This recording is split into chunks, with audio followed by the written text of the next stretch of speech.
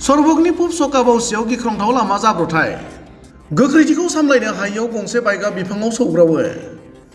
बरपेटा जिल्लानि सरभग थाना सिंनि पुब सकाबावसिनि 27 नं हादरारि राजा लामानि भुतरपुरा दालाङाव जायो बे जाब्रथाया।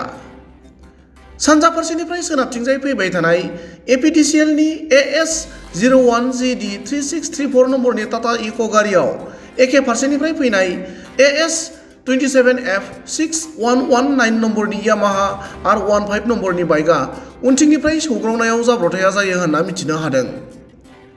जाब्रथायजों बाइकआव फैनाय सानै सेंग्रा सिख्लाया गोब्राबै जख'म जायो। जाब्रथायाव जखम जानाय सिख्लाया बङाइगाव जिल्लानि सिलघाग्रि गामिनि रेशमि खातुन आरो सेंग्राया बिजनी गेरुकाबारिनि 1 नं मनाकसा गामिनि सुक्तान आली होनना मिथिनो हादों।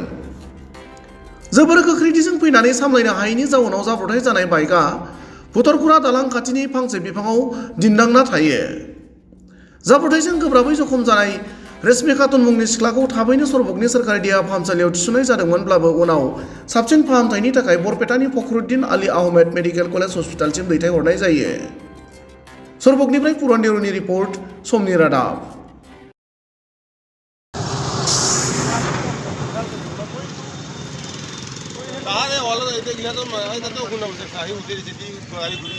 গাড়ি ঘুরি গেছে না?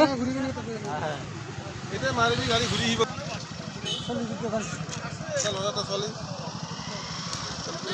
না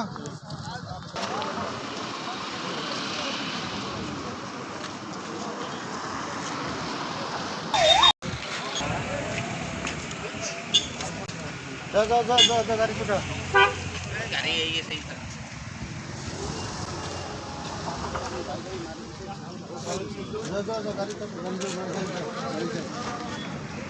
আমার অনেক আমার গাড়ি কেন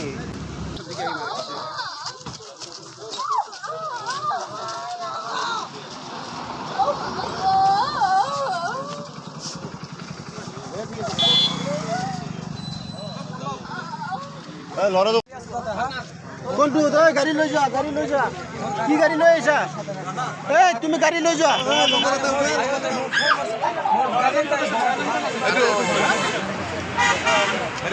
গাড়ি